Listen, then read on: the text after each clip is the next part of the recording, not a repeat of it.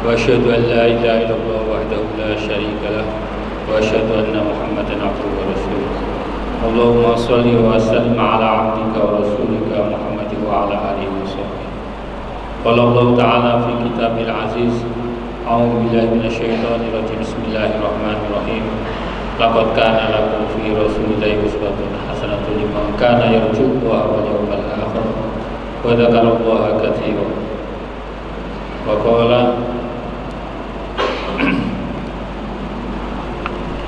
يا أيها الحاضرون اتقوا الله حق تقاته ولا تموتن إلا وأنتم مسلمون.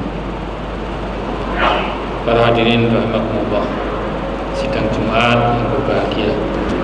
Pada kesempatan Jumat kali ini kita akan menelaah hijrah, yaitu hijrahnya Rasulullah SAW. Dan pada hakikatnya kita juga semuanya melakukan hijrah. Memang sekarang sudah masuk bulan Safar, sudah 18 Safar, tapi masih 1 bulan setengah yang lalu kita masuk di bulan hijrah, yaitu bulan Muharram atau tanggal 1 Muharram tahun 1946. Para hadirin rahimakumullah, proses hijrah adalah dilakukan oleh semua masyarakat, termasuk masyarakat modern, di mana ada perpindahan jumlah penduduk yang begitu besar dari Eropa sampai 40 juta pindah ke Amerika atau sekitar tahun 1880-an. Kemudian Australia menjadi buangan para narapidana sekitar 150.000 tahanan dan kemudian menjadi sebuah negara pada tahun 1788. Demikian juga adanya hampir 1 juta orang keluar dari Palestina karena dijajah oleh Israel tahun 48. Mereka sekarang ini menjadi penduduk yang ada di sekitarnya, Lebanon, di Yordan, di Syria. Para hadirin rahimakumullah, motivasi hijrah macam-macam. Tentu antara lain adalah karena kesempatan ekonomi, mencari ekonomi yang lebih baik sebagaimana pindahnya orang Eropa pada zaman itu. Kemudian juga karena problem kehidupan, yaitu kasus bangsa Palestina yang terusir dari tanah airnya. Kemudian bisa juga karena program pemerintah, sebagaimana pemerintah Indonesia melakukan kepindahan atau perpindahan penduduk dari pulau ke pulau lain untuk sebuah keseimbangan. Para hadirin rahimakumullah, jadi sebetulnya bisa disimpulkan bahwa manusia adalah man is inherently restless, tidak akan pernah tinggal di satu tempat, atau nomadic by nature. Para hadirin rahimakumullah, terus kemudian bagaimana pandangan Islam terhadap hijrah? Hijrah dari sebuah sistem ke sistem yang lain, dari satu generasi ke generasi yang lain, dari sebuah kepemimpinan dari kepemimpinan yang lain. Bagaimana pandangan Islam? Di dalam surat Al-Hajj ayat 46 dikatakan, afalam yasiru fil ardi fatakuna lahum qulubun yaqiluna biha aw adhanun yasma'una biha fa innaha la ta'mal absar walakin ta'mal qulubul lati fi sudur. Tujuan dari perjalanan seorang muslim melakukan perjalanan baik di dalam negeri maupun luar negeri adalah untuk mempelajari pelajaran kehidupan yang ada di dalam muka bumi ini. Bisa jadi hati kita bisa luluh dengan melihat kondisi-kondisi masyarakat, peninggalan masa lalu, peninggalan di mana Allah mengadab sebuah bangsa atau memberikan kemakmuran di dalam kehidupannya. Di dalam ayat lain dikatakan Innal ladzina amanu wal ladzina hajaru wa jahadu fi sabilillahi ulaika yarjuna rahmatallah wallahu ghafurur rahim. Sebuah anjuran yang tidak secara langsung, memang ini sebuah kata berita. Orang-orang yang beriman dan orang-orang yang berhijrah dan berjihad fi sabilillah, dan mereka hanya menginginkan rahmat Allah, maka mereka akan mendapatkan ampunan dari Allah. Tujuan adalah sesuatu yang sangat penting, sehingga hijrah kita, perpindahan kita dari Sumatera ke Jakarta, dari Jawa ke Jakarta, tujuannya apa? Ini yang harus kita niatkan ulang agar kita tidak salah dan agar kita mendapatkan rahmat dari Allah Subhanahu wa taala. Para hadirin rahimakumullah, ketika Nabi hijrah dari Mekah ke Madinah tahun 11 Hijriah, beliau landasannya jelas karena perintah Allah Subhanahu wa taala untuk berdakwah. Di Mekah berdakwah sudah sangat sulit, penuh penindasan. Lapangan dakwahnya sangat tertutup. Oleh karena itu beliau hijrah ke Madinah. Setelah ada beberapa puluh orang yang menyatakan diri untuk siap menerima Nabi dan melindungi Nabi ketika beliau hijrah. Pada waktu Nabi hijrah, pengikut Nabi yang hijrah ataupun penduduk Mekah yang masuk Islam itu sekitar 500-an. Dan Nabi telah berdakwah selama 13 tahun di Mekah. Hal tersebut terkait dengan ayat 39 ayat 22 yang menyatakan adina lil ladzina yuqatiluna bi annahum zulimu wa innallaha ala nasrihim laqadirun. Allah telah memberikan izin kepada orang-orang yang dizalimi itu melakukan perlawanan. Perlawanan tidak harus kemudian melakukan perang langsung ataupun melawan langsung, tetapi salah satu perlawanan adalah hijrah. Di dalam tradisi Jawa ada sebuah pepatah yang menarik untuk dikaji. Ketika seorang dizalimi, itu pertama adalah ngalah, masih terus berlanjut ngalih, kemudian masih terus terlanjut persekusi atau kezaliman tersebut, nah baru melawan. Nah ini juga ketika Nabi dan para pengikutnya diizinkan untuk melakukan perlawanan, tidak harus kemudian secara terbuka melawan, karena memang situasi kondisi di Mekah waktu itu belum begitu kuat. Dan ini pun sebetulnya hal demikian diikuti oleh masa modern, oleh negara-negara yang hebat. Seperti Cina itu berkali-kali dipancing oleh Amerika untuk melawan, tapi Cina beberapa kali menghindar karena memang belum waktunya untuk melawan Amerika. Para hadirin rahimakumullah, hijrah bukan hanya sekedar hijrah. Hijrah memerlukan sebuah persiapan yang kuat. Nabi ketika hijrah didampingi oleh Abu Bakar, seorang teman. Jadi kita pun kalau melakukan perjalanan perlu ada seorang teman yang setia tentu.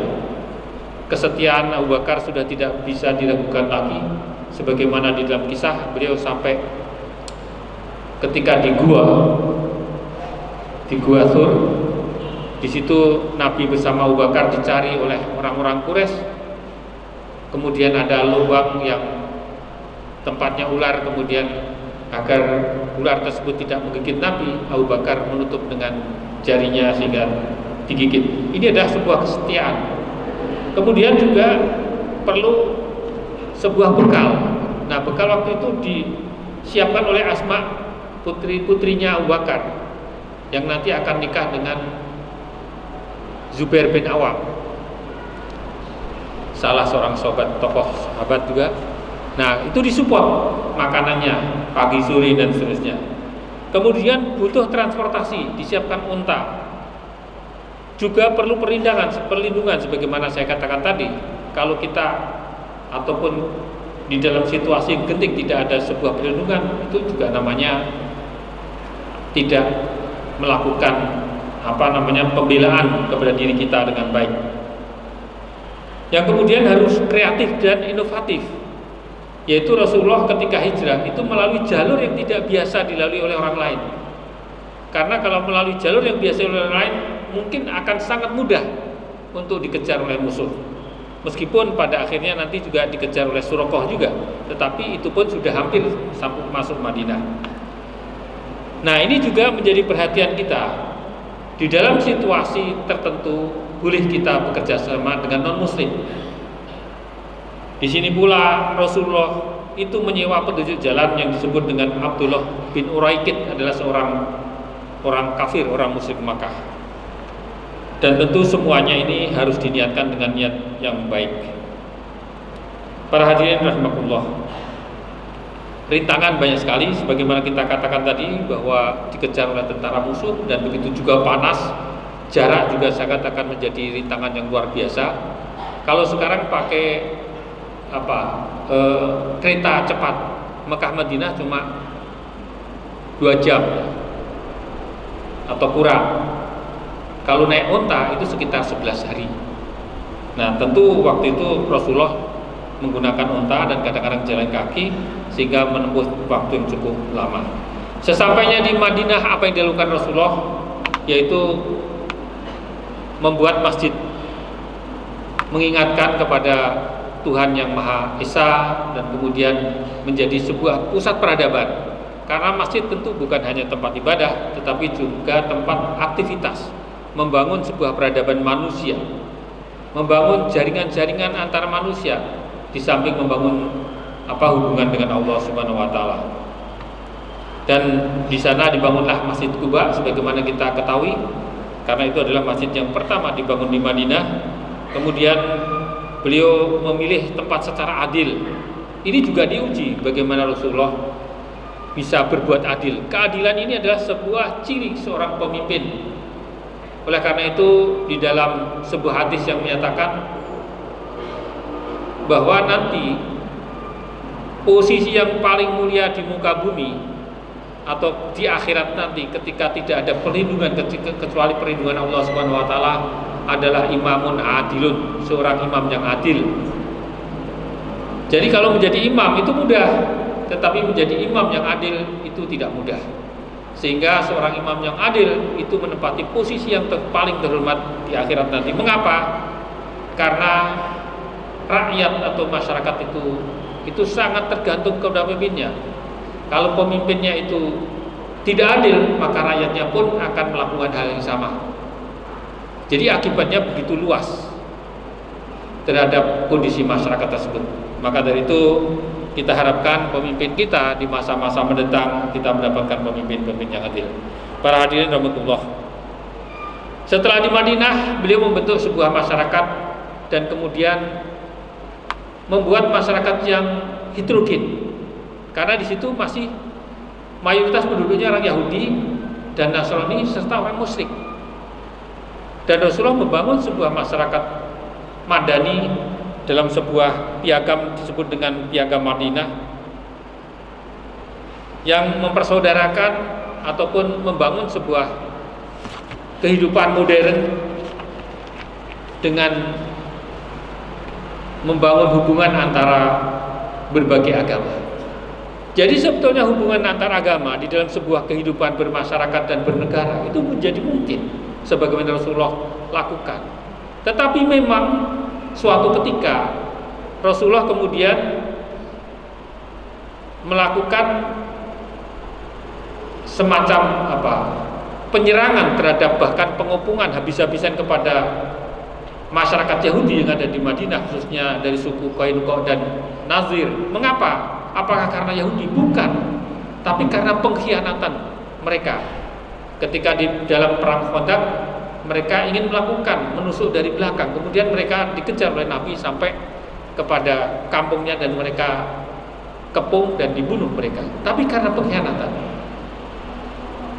Oleh karena itu kita sudah banyak belajar dari sejarah dan kita memahami kehidupan dan kita bisa meniru apa yang dilakukan oleh para sahabat dan juga tentu junjungan kita Nabi Muhammad SAW. Barakallahu li wa lakum fil Qur'anil azim wa nafa'ani wa iyyakum bil ayati wa dzikril hakim innahu huwal ghafurur rahim.